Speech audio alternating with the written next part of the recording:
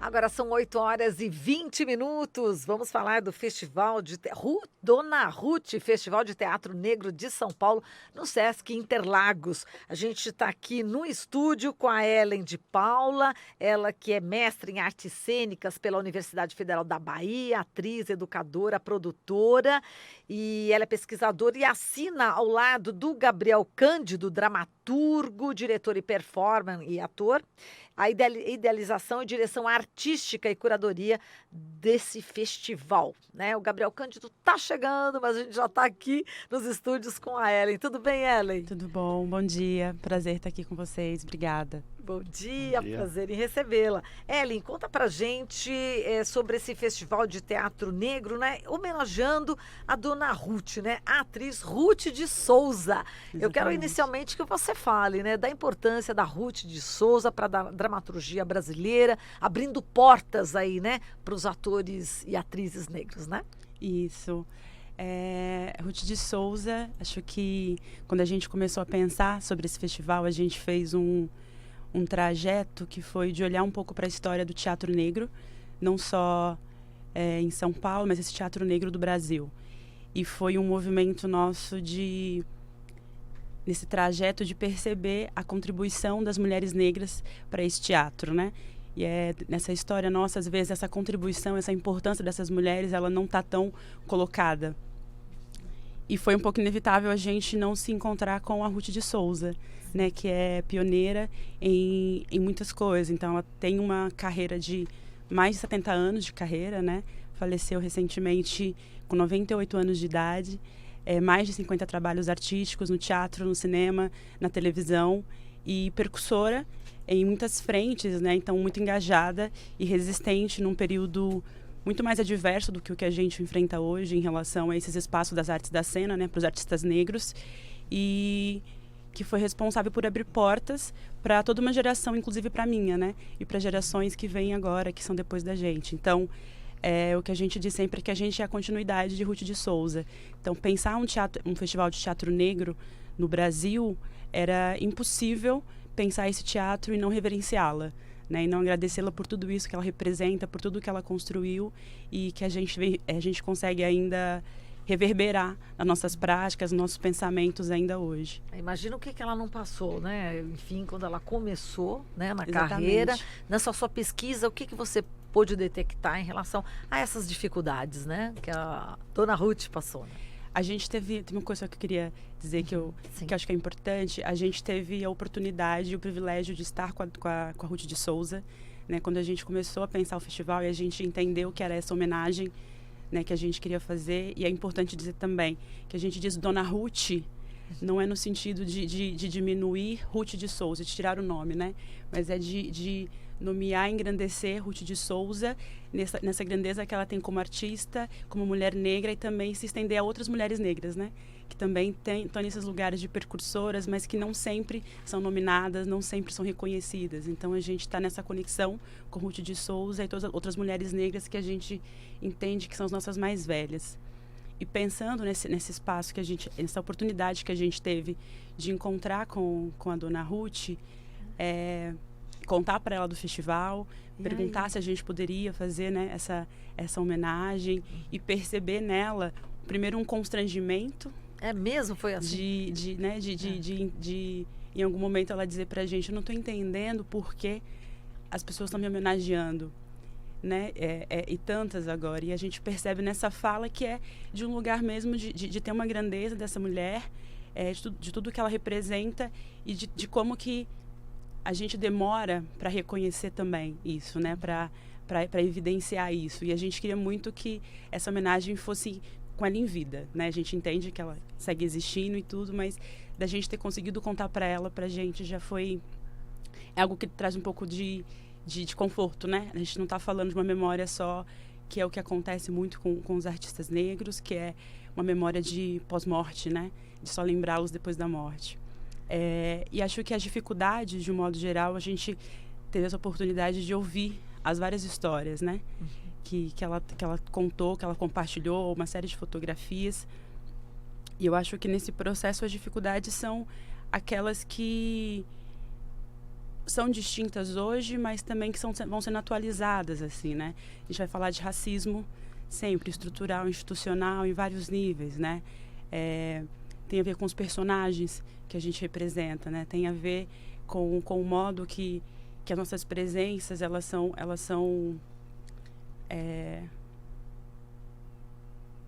recebidas nesses espaços, né? De que forma que o nosso pensamento artístico, a nossa criação é posta em cena.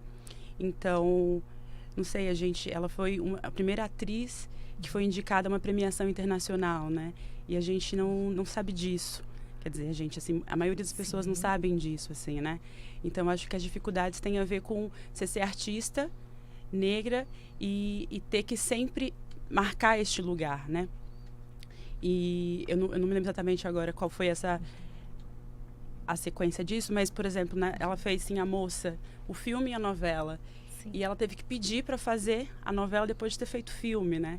Porque nem foi escalada para esse trabalho, mesmo tendo sido indicada para uma premiação internacional. Então, que tipo de que forma que nossas presenças, nossos trabalhos, eles são vistos, assim, né? E aí a gente pode pensar em vários outros aspectos nessas dificuldades. De pensar o artista negro é uma dificuldade. Se você pensar uma mulher negra, você vai ter um grau de dificuldade maior, né? Então, acho que são esses lugares que o racismo vai nos colocando e nos limitando, né? Enquanto artistas, pensadores, enfim. Exato. Você falando desse festival, Festival de Veneza de 54, não é isso? 54. Que ela recebeu, né? Pelo Sim a Moça. Sim a Moça, uma indicação. Que bárbaro. E, enfim, e quebra, né? Quebrou já em 1954, né? Enfim, foi uma ruptura, né? Quer dizer, uma mulher negra brasileira, né? Recebendo essa indicação internacional. E quando você estava falando do Dona Ruth, quer dizer, esse dona não é justamente para diminuir, ao contrário, é para enaltecer Dona Ruth em respeito, não é isso? É em respeito, a gente considera afetivo, para a gente é muito afetivo, isso. Né? E porque tem esse lugar que a gente pensa muito sobre isso, né? Que a importância, a gente sofre, enquanto artistas negros, pessoas pretas no Brasil, a gente é constantemente apagado, né? Então, dizer o nome é muito importante. Então, para que, né? Porque aconteceu recentemente, inclusive, com a Ruth de Souza, que foi homenageada. Ela tinha acabado de falecer e colocaram a foto de uma outra atriz, como se fosse ela, num evento oficial de cinema, entendeu? Nossa. Assim, vamos Ruth de Souza e, de repente, é uma atriz americana que está aqui, né? Então, tanto faz. Então, acho que dizer o nome, mostrar o rosto, né? Ela compartilhou com a gente, às vezes, que a câmera... o texto é meu aqui gravando, mas a câmera não me mostra, né? Então, enfim, então dizer o nome, mostrar o rosto, quem somos, é fundamental. Então a gente pensou muito sobre essa questão e quando a gente pensou de fato Dona Ruth, tem esse lugar que é carinhoso, que é efetivo e que entende essa mulher na dimensão dela para além da mulher negra atriz, né? Por essa possibilidade de fato de conectar a gente, né? De conectar essas outras mulheres, essas outras Ruths de Souzas que estão em tantos lugares, agora, inclusive, engajadas nas suas práticas, entendendo que os seus percursos são para si e precisam ser para si, mas que são percursos que abrem possibilidades para muitas outras, né? E para muitos outros, assim, né? Dizer e isso, insistir, a gente perceber que ainda hoje as mulheres negras são base dessa sociedade que a gente vivencia. Então, é esse engajamento dessas mulheres que possibilita, e não só para o povo preto, né? Para nós muito, mas é para essa sociedade como um todo, né? São essas mulheres que estão trilhando possibilidades, assim, né? Então, quando a gente diz Dona Ruth, a gente está falando, sim, de Ruth de Souza e olhando e se conectando com as nossas mais velhas, as que vieram antes de nós, né? E que criaram tantas coisas, não só no teatro, em tantos outros campos de conhecimento e enfim... E que são responsáveis, né? Muito inclusive pela possibilidade de eu estar aqui. Exato, por exemplo. Só, exato. Então, agora eu quero que você fale, Ellen, exatamente sobre o Festival de Teatro Negro, né, de São Paulo. E vai ter muitas atrações. Eu queria que você falasse desse conjunto, né, enfim, de peças, de debates. Vai ter muita coisa. Eu queria que você, né, falasse um pouco sobre ele. A nossa programação começou agora no dia 19. Foi assim, muito bonito, muito importante. E ela vai até o dia 3 de novembro, sempre aos sábados e domingos, né? Na unidade do Sesc Interlagos, na zona sul da cidade de São Paulo. Essa programação, Gabriel e eu, a gente fez uma curadoria, pensando nisso que eu falei, né, inicialmente, desse olhar para essa história do teatro negro em São Paulo e no Brasil, e a gente percebeu que a gente não pode falar do teatro negro, senão dos teatros negros. Pensando, né, que não existe um modo de concepção de teatro, mas que são diferentes tecnologias que a gente utiliza, diferentes perspectivas, partindo desse grande território que é esse pensamento que é o saber negro, né, que tem a ver com o nosso corpo, tem a ver com as ciências ancestrais. E a gente entendeu que tinha um movimento forte e efervescente assim, do teatro negro no Brasil, é visível e é perceptível isso, né? E a gente já vinha questionando por que não havia ainda um festival de teatro em São Paulo. Isso, enfim, já tem uns 2 anos e tal, até que a gente se engajou em fazer. E para essa edição, a gente começou a pensar dentro desse processo histórico, nesses grupos que são pioneiros nesse fazer teatral negro em São Paulo e nos grupos que estão surgindo agora, em projeção, né? Tem muitos artistas certamente que estão surgindo em projeção agora, mas que estão há muito tempo também trabalhando. Mas a gente começou a pensar os que vêm antes e os que chegam agora. As gerações, essas gerações, intergeracional. Como que a gente possibilita esse encontro? Então, a gente partiu desse lugar e aí na nossa programação do dia 19, que foi sábado, a gente... Dentre uma série de ações, eu vou destacar o espetáculo Eu e Ela, Visita a Carolina de Jesus, que foi com a Dirce Thomas, que é uma atriz incrível, uma das nossas mais velhas também, e que a companhia de teatro, né, que assim é experimental, Invasores, experimental de teatro negro, é a mais antiga na cidade de São Paulo. Em sequência, que foi ontem, no domingo, a gente recebeu os Crespos e o Coletivo Negro, que também são pioneiros nesse fazer teatral. E no próximo final de semana, no dia 26, a gente recebe o Carcaça, de Poéticas Negras, que é uma companhia mais jovem, e o Coletivo Legítima Defesa. Então, o Carcaça com o espetáculo Os Buraquinhos, no sábado, e o Coletivo Legítima Defesa com E Se Brecht Fosse Negro, no domingo.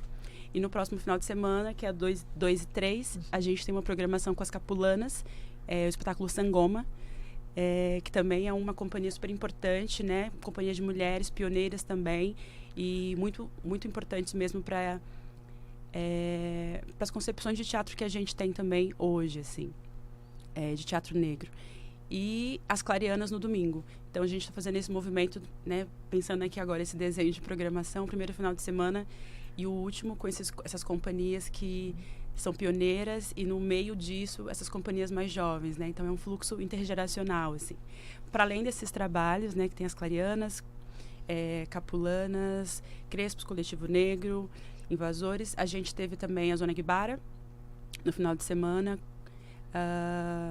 e a gente tem ainda uma roda de conversa super importante que vai acontecer, quero inclusive fazer já um convite, que vai ser no dia 27, que é uma roda de conversa que chama Ruth de Souza, um prólogo para a cena negra no Brasil, que é uma roda que a gente recebe com muito, muito prazer a Léa Garcia, a Lu Gondim, que foi assessora e amiga pessoal da Ruth, a Dani Ornelas, a Maria Ceissa, que são atrizes do filme Filhas do Vento, e com a mediação do professor Júlio Cláudio, que é um pesquisador e que escreveu o livro sobre a Dona Ruth, né, uma diva do teatro negro. E no outro final de semana, no dia 2, a gente tem uma segunda roda, uma segunda gira de conversa, que é especificamente sobre o teatro negro, que é pensar nossas práticas, né, essas poéticas pretas, e a gente recebe o Saloma, a Cidinha da Silva, a Lucélia Sérgio, com a mediação do Christian Moura. São 2 giras de conversa super importantes que acontecem as duas, uma no dia 27, uma no dia 2, a partir de 13 horas. Muito bem. E dentro desse contexto que a gente está vivendo, né, de tanto retrocesso, a importância, né, de um teatro negro que fale de questões tão fundamentais, né? Eu acho que essa dificuldade, esse momento político que a gente está vivendo agora, é perverso de diferentes formas, é violento, né? E é uma violência que a gente sente não só... Uma violência, para mim, que é física mesmo, né? Uma violência que é física, que ela vai... Mas ela não é nova para nós. Ela é uma violência, e com isso eu não estou dizendo, não é uma fala de legitimar essa violência, mas é de um alerta, né? de uma percepção ampliada. Essa violência ela nos acompanha há muito tempo. Nós, enquanto pessoas pretas, não só enquanto artistas negros, né? Nossa população preta. Então, ela nos acompanha há muito tempo. Então, de alguma forma, a gente percebe, o que eu percebo agora, é que existe uma ampliação dessa violência para quem talvez nunca, de fato, tenha conhecido tão de perto, para essa geração. Então, ela começa a incomodar de outras formas, em outros lugares. E é importante que ela incomode, porque a gente está redistribuindo essa violência. Ela deixa de ser uma violência só para mim, passa a ser uma violência que é nossa. Isso é importante porque isso faz com que a gente comece a pensar de diferentes formas como que a gente se posiciona. Então, esse festival de teatro, ele é um movimento de continuidade e que tem a ver com saber que é nosso. A gente é vanguarda sempre nesses contextos. A gente vem pensando em como que a gente cria formas. Então, apesar destes contextos e por conta destes contextos, o povo preto tem criado, as periferias estão criando as suas formas. E isso não quer dizer que nós não estamos preocupados, nós estamos muito preocupados, porque nós estamos morrendo e cada vez mais, né? E a arte também vem num lugar para a gente se fazer pensar enquanto sociedade sobre isso. É um espaço para a gente encontrar e para a gente conversar sobre essas questões. Então, acho que um festival nesse contexto político, ele é mais uma ação desse pensamento de vanguarda, desses modos de organização, de tecnologia de organização que a gente cria enquanto pessoas pretas, de um saber que é nosso, né? O Teatro Experimental do Negro já fez isso, não um festival, mas esse modo de organização naquele contexto ali, né? E a gente está entendendo como que a gente faz agora, como que a gente se aquilomba, como que a gente reúne artistas, como que a gente traz o público para a gente pensar, né? Esse país é um país preto e a gente precisa olhar para isso, entender que é essa sociedade aqui, né, que nós somos e quais são as questões que estão implicadas nisso. O teatro é um lugar também para a gente trazer essa convocação. O teatro é esse lugar do povo, então a gente também está fazendo isso como povo, não é? Então eu acho que a importância para esse momento é da gente conseguir ampliar as discussões, a gente conseguir se encontrar, conversar, se tensionar, né? A gente pode pensar essas tensões. A gente tem tensões em perspectivas poéticas de cenas que são distintas, mas que interessante, como é que a gente cruza isso, né? É do saber preto também pensar nos cruzos, pensar nas encruzilhadas, como que a gente se encontra. E acho que o festival, acho que ele também é um convite a gente pensar nesse direito nosso ao corpo, esse direito à vida, esse direito à liberdade, não é? Esse direito nosso de poder dizer das nossas formas de conhecimento, do modo como a gente deseja dizer. E a potência que existe nisso, né? É uma valorização dessa potência e dessa presença que é nossa. E como você falou, né, essa questão da violência, enfim, que o negro sofre, não é novidade. Quer dizer, o negro sempre sofreu, a negra, só que agora se intensifica ainda mais, não é isso? Que a gente vê, parece que a violência aumenta, né? Então, com um governo como o Bolsonaro, como o presidente Bolsonaro, Sim. como isso se acirra, não é isso? Você sente isso também? Eu acho que é mais do que sentir, né? Uhum. A gente vê isso, né? A gente vivencia isso, assim, né? Na medida que você tem um governo, porque é nesse lugar, né? Essas violências sempre estiveram postas. O que eu acho que o Estado sempre legitimou essa violência, e o Estado é responsável por ela. Mas a forma como o Estado legitima essa violência é diferente, né? Porque agora você tem um representante político que diz de fato, né? Então, na medida que você diz, você autoriza algo que antes já acontecia, mas que tinha um lugar aqui de... né? E agora não, agora então a gente... é isso mesmo, a gente vai matar mesmo, a gente está matando mesmo e é isso, essa é a lógica, né? Então, eu acho que sim, que para esse momento político, essas violências, elas se intensificam contra a população preta, contra a população indígena, né? A gente... os povos indígenas, assim, então... Mas é disso, assim, também, assim, né? Nesse contexto, eu acho que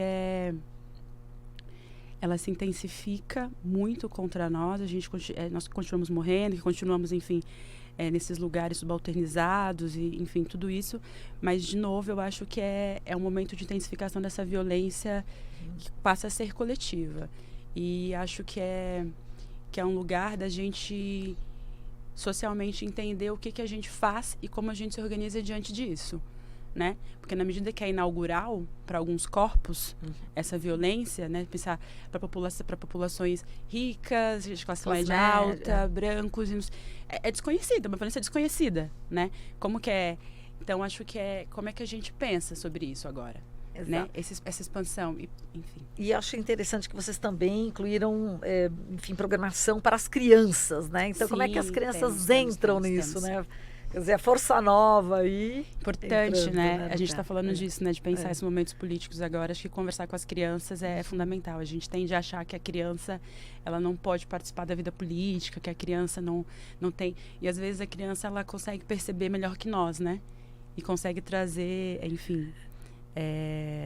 um novo olhar para questões que às vezes a gente está tão tensionado pelos contextos que a gente não consegue perceber. E acho que a criança, ela traz esse olhar genuíno às vezes, assim. Então, conversar com as crianças também é importante, porque é a forma que a gente consegue, desde essa base, né, na infância, trazer uma sensibilidade para tudo isso que a gente está dizendo, para que a gente não precise depois estar aqui entre adultos conversando sobre essas questões, né, porque elas já vieram aqui nesse processo. Então, a gente teve no final de semana também a contação de histórias com Agbala Conta. Depois a gente teve os Crespos com espetáculos coloridos. E agora, na próxima semana, a gente tem no dia 26 o Terreiro do Riso, com uma intervenção, contação de história, às 13 horas.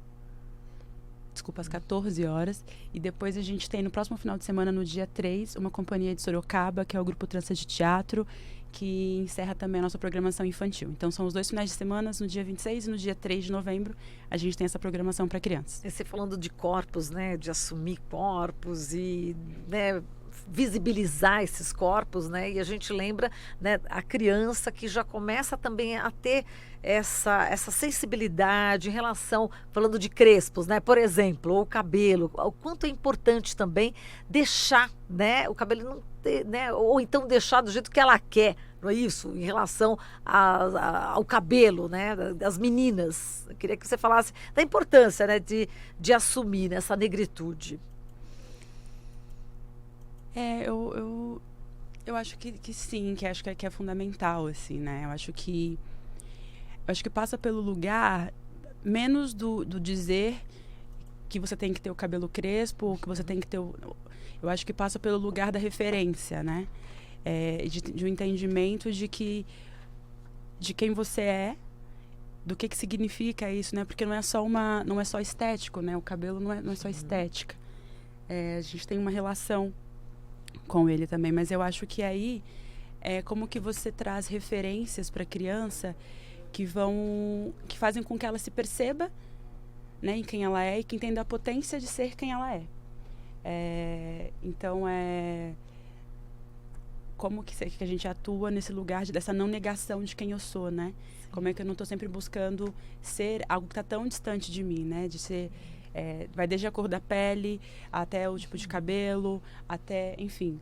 Então, acho que está no lugar da gente, de construir essas referências, assim. Acho que a gente tem avançado e caminhado, né? Nesse sentido, assim. Cada vez mais eu vejo essas crianças, que seja com cabelo crespo ou com cabelo alisado, dentro, sabe? É minha referência e eu me entendo nesse lugar, né? E eu não me sinto diminuída nesse lugar, porque isso é uma violência para a criança, né? Uma criança que está sempre se sentindo diminuída nesse processo de comparação com corpos e com que não são o dela, que estão distantes do dela, né? Então, como que você traz esse olhar para si, para entender, né? Explicar para a criança. E aí é um lugar que eu acho que é a dificuldade também, não a dificuldade, mas trabalhando como educadora, com crianças, como que você começa a trazer não anseios que são nossos como adultos, mas entender dentro do próprio processo da criança como essas questões surgem e também deixar ela vivenciar e ela descobrir esse lugar, né? Não dizer você tem que fazer isso, você tem que fazer aquilo, exatamente. Muito bem, Ellen, a gente agradece muito aqui a sua participação e você estava preocupada, né, com detalhes, né, em relação aos horários, mas de repente a gente pode, né, entrar na página do Sesc e ter toda a programação, né? Sim, isso. Então, vou deixar aqui também as nossas páginas nas redes sociais, Instagram e Facebook, @donaruth.ftnsp. Lá tem toda a programação certinho, com os horários, dias, local, os espaços no Sesc Interlagos, né, que está acontecendo.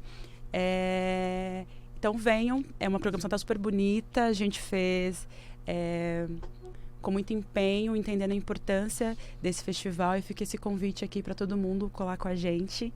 E é isso. Tá ótimo, Ellen. Muito Tá bom? obrigada, viu? Obrigada a vocês. Super beijo. Posso só falar uma outra coisa? Pode. Queria fazer esse agradecimento super, assim, Sim. da nossa equipe, que é a Aquariane Produções, Artístico-Culturais. Então, Ellen de Paulo e Gabriel Cândido na direção artística, curadoria do festival, assessoria de imprensa da Kelly Santos, designer Silvana Martins e fotografia, Gere Nunes, Thaís Arruda, coletivo Sobre Olhar.